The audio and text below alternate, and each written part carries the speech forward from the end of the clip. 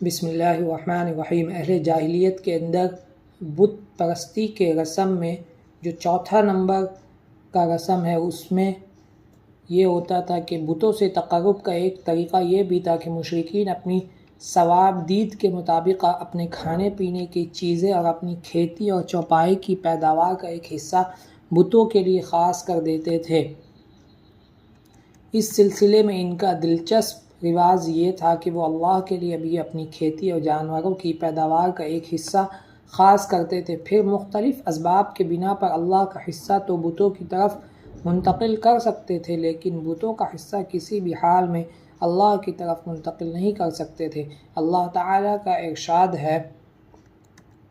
وَجَعَلُوا لِلَّهِ مِمَّا ذَرَأَ مِنَ الْحَرْثِ وَالْأَنْعَامِ نَصِيبًا فَقَالُوا هَذَا لِلَّهِ بِزَعْمِهِمْ وَهَذَا لِشُرَكَائِنَا فَمَا كَانَ لِشُرَكَائِهِمْ فَلَا يَصِلُ إِلَى اللَّهِ وَمَا كَانَ لِلَّهِ فَهُوَ يَصِلُ إِلَى شُرَكَائِهِمْ سَاءَ مَا يَحْكُمُونَ۔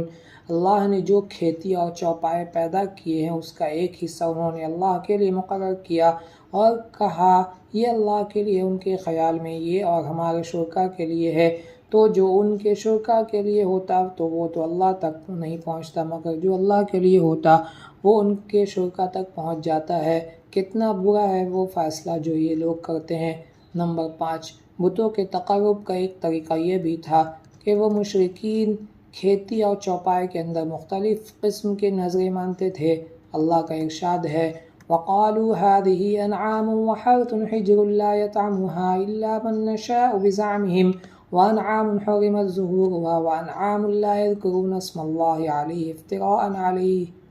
ان مشرکین نے کہا یہ چوپائے اور کھیتی ممنوع ہے، انہیں وہی کھا سکتا ہے جسے ہم چاہیں ان کے خیال میں، اور یہ وہ جو چوپائے ہیں جن کی پیٹھ حرام کی گئی، نہ ان پر سواری کی جا سکتی ہے نہ سامان لادا جا سکتا، اور کچھ چوپائے ایسے ہیں جن پر یہ لوگ اللہ پر افترا کرتے ہوئے اللہ کا نام نہیں لیتے۔ نمبر 6، انہی جانوروں میں بحیرہ، سائبہ، وسیلہ اور حامی تھے۔ ابن اسحاق کہتے ہیں کہ بحیرہ سائبہ کی بچی کو کہا جاتا ہے، سائبہ اس اونٹنی کو کہا جاتا ہے جس سے 10 بار